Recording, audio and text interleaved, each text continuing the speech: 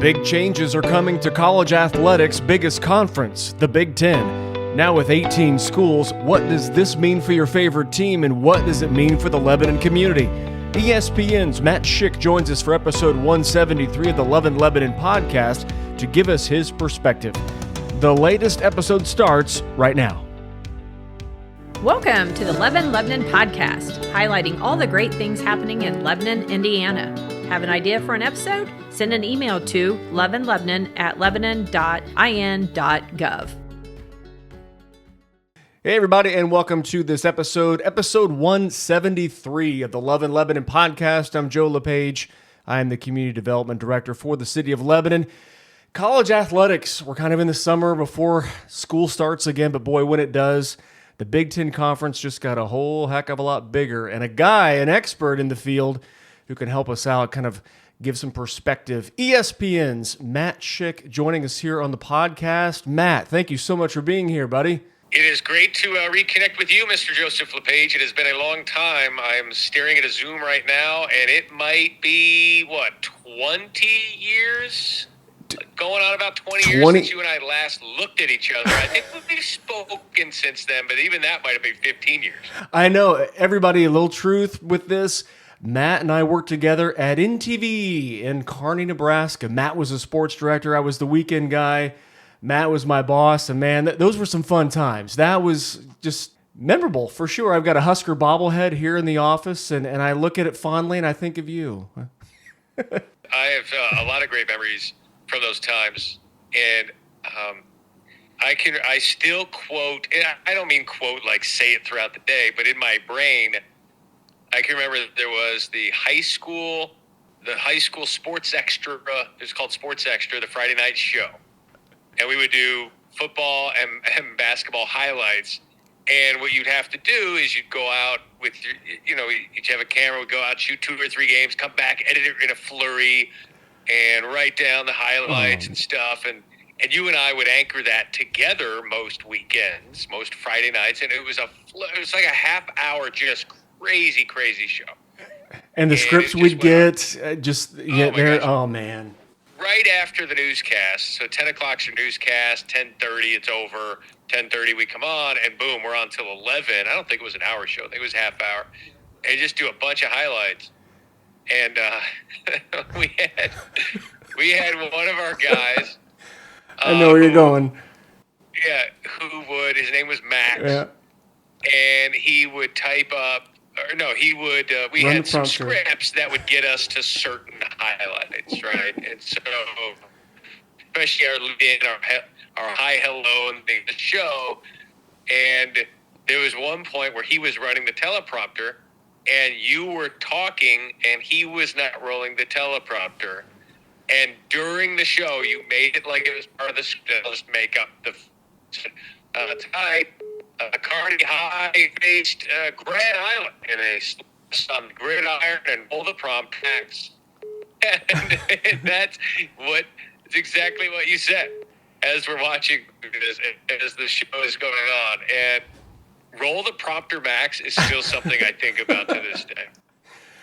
Everyone, if you watch like the stations down in Indianapolis, I know 6 does it, 13 does it, Fox 59 does it, and up in Lafayette they call it the Frenzy, and it's literally, we did like 18 games. Everybody had to, driving around all these small towns in Nebraska, shooting all their signs that had NTV Sports on it or whatever it had on there, and getting your highlights, and whether it was football, basketball. I mean, it was crazy, and then having to edit that thing. I don't know if it's PTSD or I knew you were going the roll the prompter max, because that was just one of those things like, dude, pay attention. Let's go. Pay attention, guy. Like, it's not like we watched it back a dozen times, but it happened and it was traumatic for everyone involved.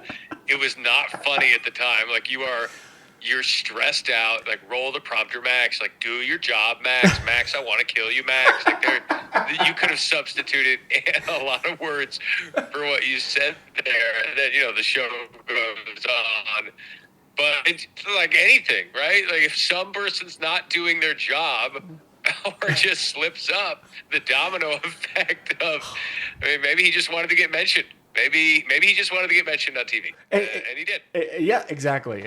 And those of us that had temperatures, everybody, your internal temperature running a little hot. There may be that nervous kind of striker sweat, perspiration that might be happening there as you're nervous, and the hot lights of TV 20 years ago where they were cooking you up there on the set and you're facing the firing squad. Just want to get to the dang highlights, and the guy was just sleeping at the wheel with rolling the thing.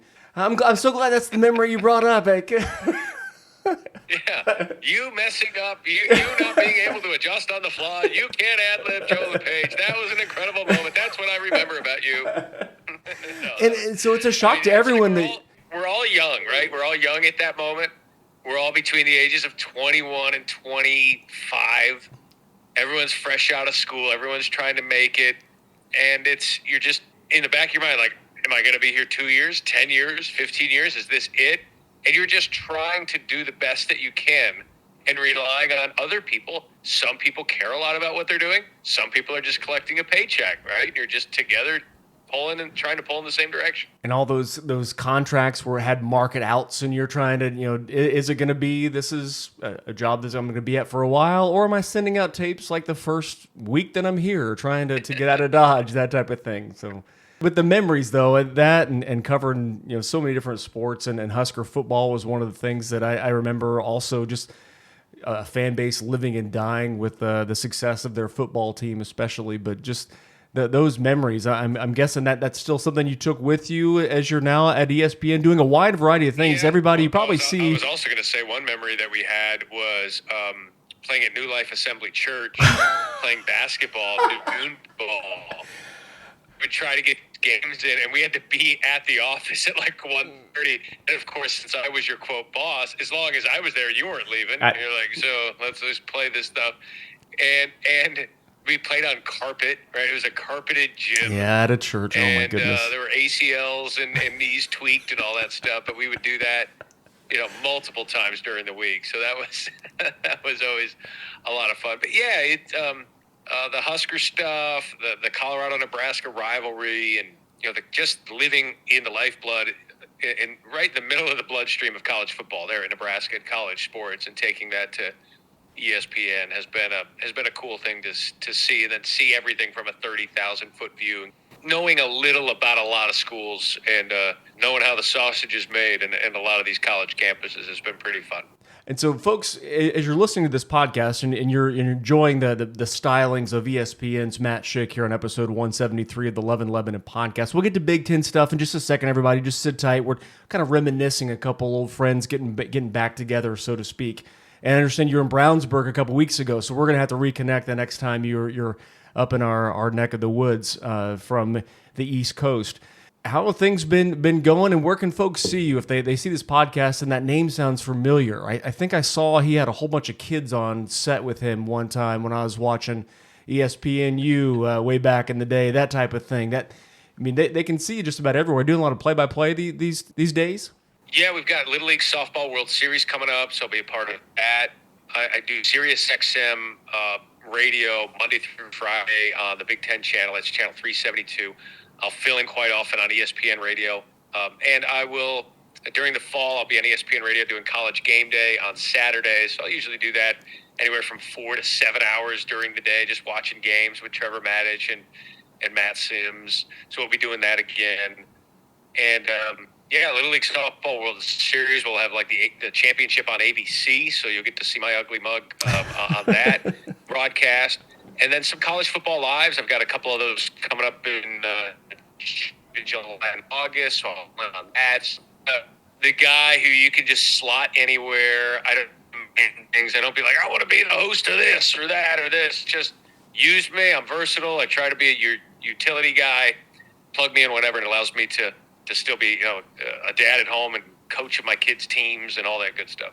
And we've had some interns come through here, everybody. Most recently, Anna Hale, Lebanon senior, wanting to get into the broadcasting field and being able to help her along the way, and stressing the importance of a good prompter operator. Matt is one of those things that I made sure to. But overall advice for people like Anna and like Drew Cosgray, everybody. Locally, Drew just got a job right at DePaul University and was working down in Jacksonville. Advice for young people wanting to get into the field back when one of us had more hair and the other one's still great looking and on the 4-letter. Advice for I am kidding. But no, advice. The business has changed so much since we were out of college. But anybody can be in the media if you have a smartphone and you understand technology. So what used to be go get an internship, I think now is still do that, still make connections, find out what you want to do, but be very open and be like I try to be, which is just versatile. Do everything. Say yes to everything. If you say, hey, I want to be on TV, what's this job? Running the camera? That's not what I want to do. Well, start somewhere. You got to start somewhere. Those kind of things are important. If you want to be an on-air personality, getting used to the sound of your own voice is really important.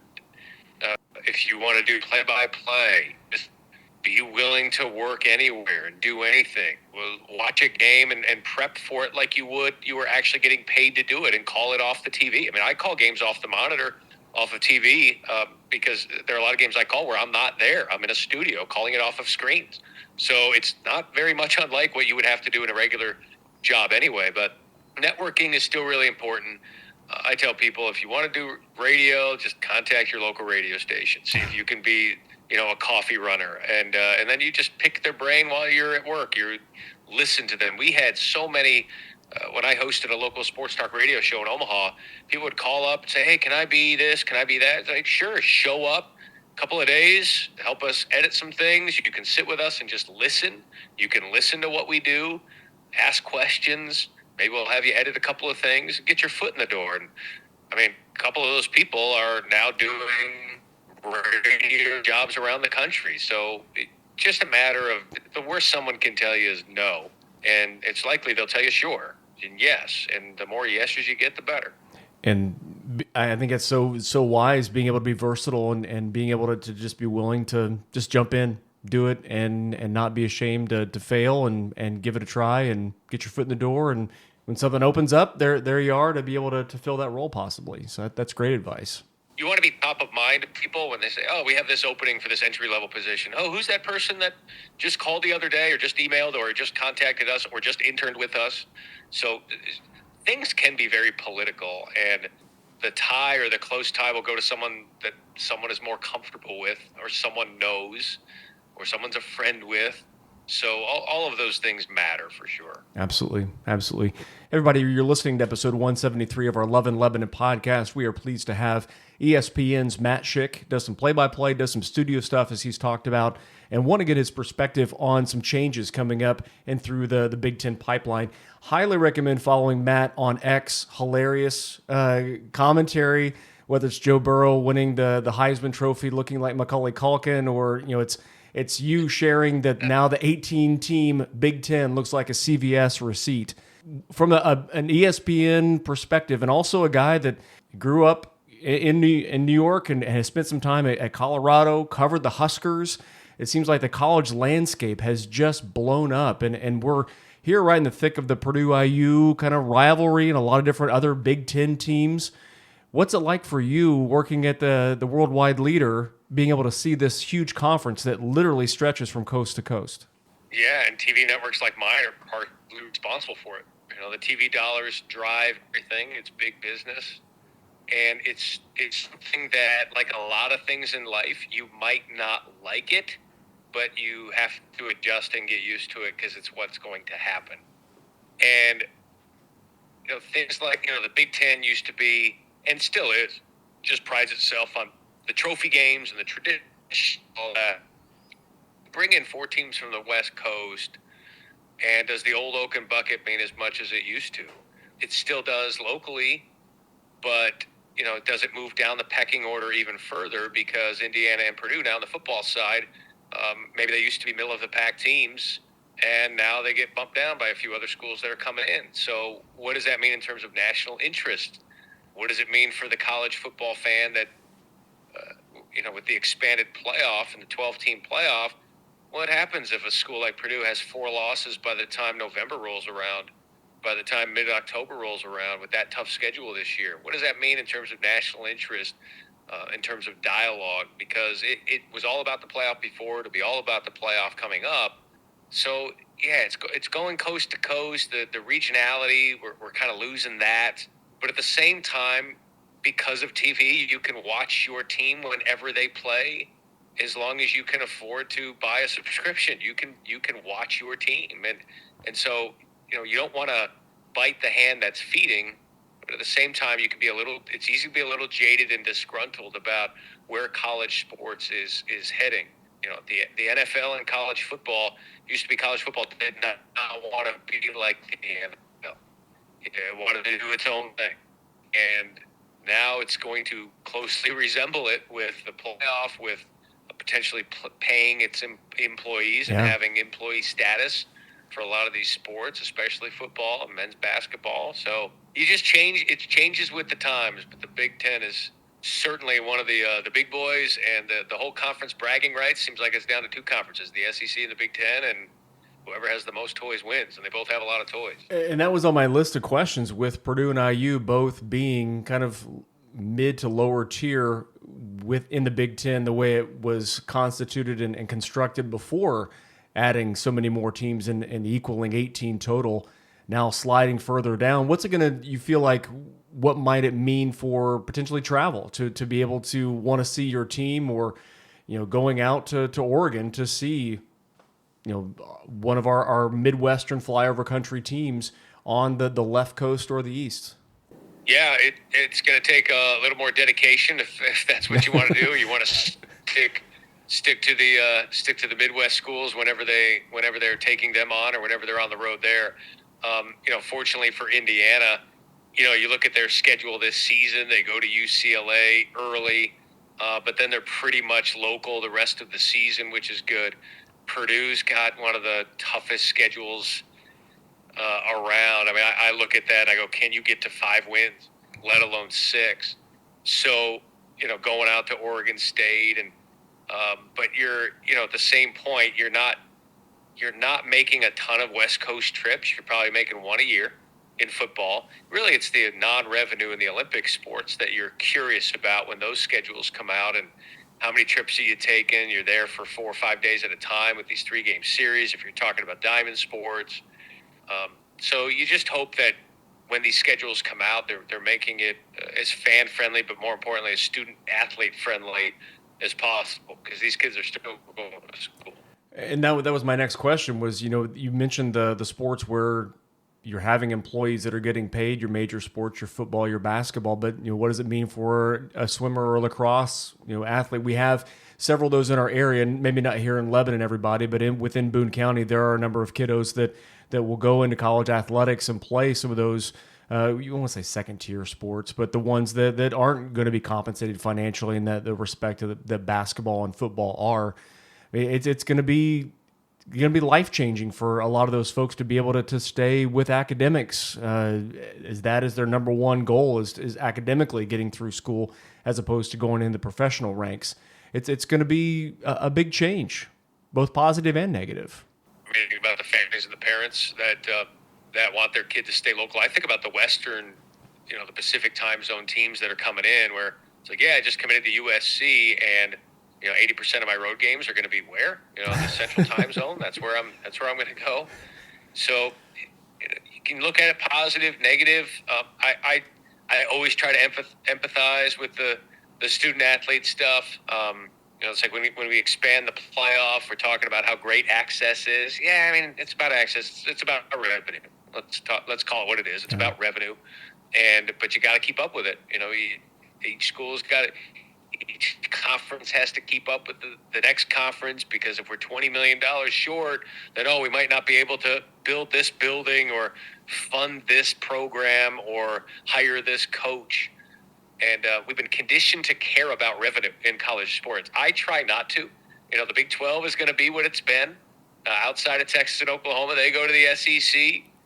But, Iowa State's going to be Iowa State. Mm-hmm. You just hope that they're all competing on the same. It might not be a level playing field, but you hope it's the same field.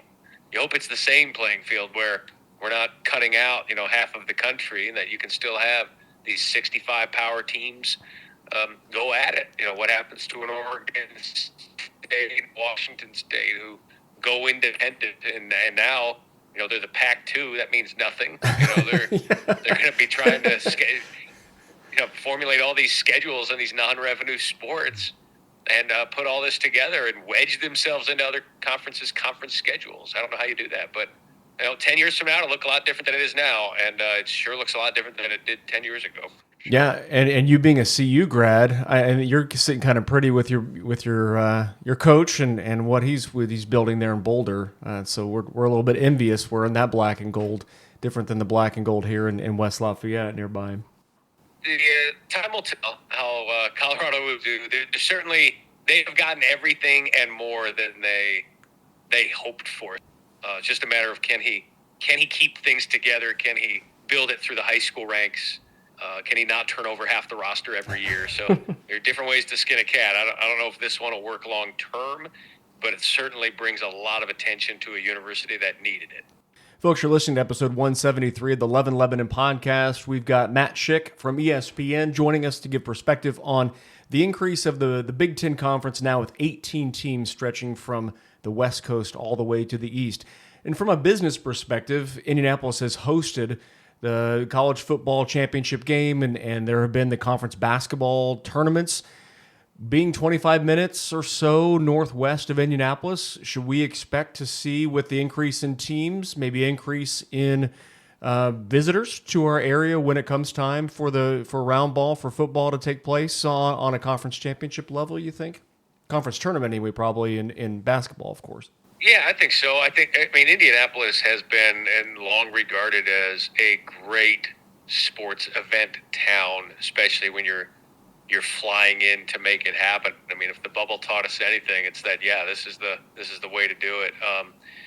You get the 2026 Final Four coming up, and the fact that they're going to have Division I, Division II, and Division III all playing in the same site is really cool. And it's because they know that Indianapolis is a great town, and they've hosted it before, and hey, welcome. It's like when we lived in Nebraska, Omaha has turned into the amateur sports capital of the world. And so, I think the same thing will be for Indianapolis. I mean, I was just telling you about when I was in Brownsburg in April for the Geico Nationals, and I walk into that campus, Brownsburg. I go, this is like a college campus in here. This is unreal. And this gym, they're redoing the gym. This gym is a college gym. It's not good enough. Oh, wow, they're pouring more money into this. So that gives you an indication, especially with basketball. It's a basketball town, a basketball city, and they love it there. And it's pretty evident when you walk into a gym that they do. But I think when it comes to whether it's the college football playoff or, like you said, the Big Ten and the conference championship games or conference tournaments, I would imagine as things expand that Indianapolis will still be a go-to. And want to also kind of loop in some of our independents as well, not so much with football, obviously, but Butler basketball. I know you're well-versed with that and the championship runs they made and the Butler way and all those things. But also we have a rather large Notre Dame following as well. You talked about the two main conferences, really, with the SEC, where it means more, and with the Big Ten conference with 18 teams. What might that mean for the independents, like a Notre Dame, to be able to hang and have those conference schedules that are getting kind of logjam maybe with the conference affiliation? Yeah, Notre Dame's brand is so big that I think other schools will make it work to get them on the schedule. The question is, how much of an appetite will SEC and Big Ten schools have? Notre Dame and Michigan State, they redid their football rivalry, so they'll be getting back in short order. I think those traditions in the Big Ten and the Midwest, I think those will still be there. Notre Dame, USC, that'll still be there. So you've got kind of a half dozen teams where it's like, we want to keep playing Notre Dame.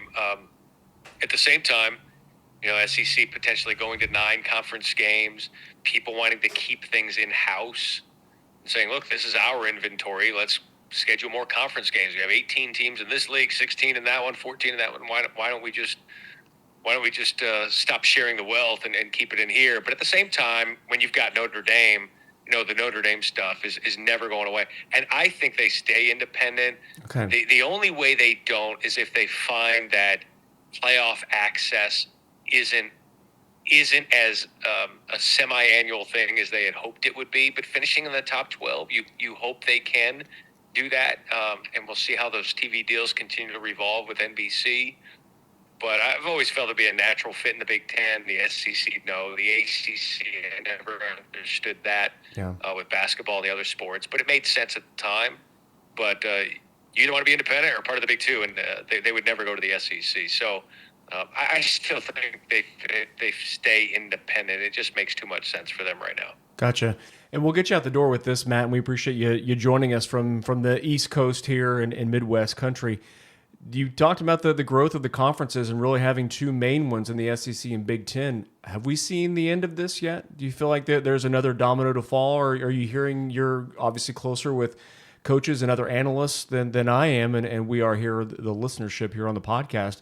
Do you feel like we're done? Do you feel like there's going to be more shifting, more increase in things, an NFC and AFC of college sports? Yeah, I'm concerned about the ACC. I think 10 years from now, that league will look much different than it even does today. I think the reason they took Cal and Stanford and SMU was to build it. It's like taking 3 extra kids on a roster because you're going to have some attrition. You're over-signing because you're going to lose some kids. I feel like that's what's happening here with the ACC. I would not put it past the Big 12 and Brett Yormark to continue to woo schools like Florida State and Clemson. And once those 2 dominoes fall, what does that mean for the Big 12? And what does that mean for the ACC? Does everyone just run for cover and say, this thing's blown up, now we got to go someplace else? So I think that's where your AFC, NFC thing is. It's getting there, and I think we will eventually get to something like that, and then the playoff structure will be recalibrated yet again. I mean, we were already talking about going to 14 teams, and we haven't gone to 12 yet. So, yeah, the more things change, right? I mean, it's going to be a remarkable next 5 to 10 years, and you'll find employee status for college athletes. That's coming sooner rather than later as well. Do you feel like there's going to be some editing with how that's done as well? It seems like it's just kind of the Wild West of throwing money at kids, and they're going to the highest bidder a lot of times. Do you feel like there's going to be some kind of regulatory stuff that's out there to keep that kind of reined in, where it's going to be the less of the haves and have-nots? No, I don't think so. I think what's happening with college sports is they're trying to make it collectives go so that the programs can just take care of it in-house. But the collectives are never going away. The booster money was always there when you weren't allowed, and now you're going to allow the schools to take care of it, and that means the collectives will still be involved. It's pay to play, it's pay to stay for programs where guys enter the portal and kind of use that leverage. Coach, you want me to stay here? I mean, just the other day, Jay Norvell, who's the head coach at Colorado State, said his quarterback was offered by Kansas State $600,000 to leave. And, it's hearsay, but he said, that's what my player told me. Yeah. And so what do you do? Like, what are you supposed to do if you're a program that is not one of those big boys? And the fact that Kansas State can offer that, imagine what a Georgia could offer if Kansas State's offering more than $500,000. So the haves and have-nots have always been there, but now it's just laid bare for everyone to see. I do think, though, that NIL has been a good thing. It's been great for the student-athlete. I think they should be able to profit off of it. But it's also one of those things that when you allow – it might not be a level playing field, but you're allowing everyone to play the game. Okay. That's so schools like Nebraska, right, that they can formulate a collective, and they don't have a lot of attrition. There's not a lot of players leaving. And as good as Nebraska is in terms of a program, they don't win a lot of games. But you can connect the dots as to why they're able to keep some players there. So roster retention, roster acquisition, player development, it all goes hand in hand, and NIL is a big part of that. Well, Matt, really appreciate your perspective. Really appreciate you joining us on the podcast, and thanks for sharing the story about Max and the prompter from 20-some years ago, and reliving some fun memories. That was a blast doing that show, man. I remember NTV News was the sign off, and NTV Sports is great. Great stuff. NTV Sports. And if you mumbled it, people thought you worked for a music video station. And where do you work? NTV. It's like, wow. Like, yeah. So. And me and Kurt Loder, we shared a cubicle. Have Max on the next episode. Have him come on, and then you can get him back and say, Max, I want you to read this, and then don't run the prompter. That might just work. Oh my goodness. That would be hilarious if we pull that off. We'll be looking for on ESPN. Best of luck with everything, buddy. Take care. It was a blast working with you in Nebraska, and great to have you on now. Thanks, buddy. Great to see you. Glad everything's going well with the family and work. God bless. And let's not make it every 15 to 20 years. Let's keep in touch. It sounds like a plan. Matt, thanks, and thanks everybody for listening to this episode of the Love and Lebanon podcast. More episodes coming your way. Take care.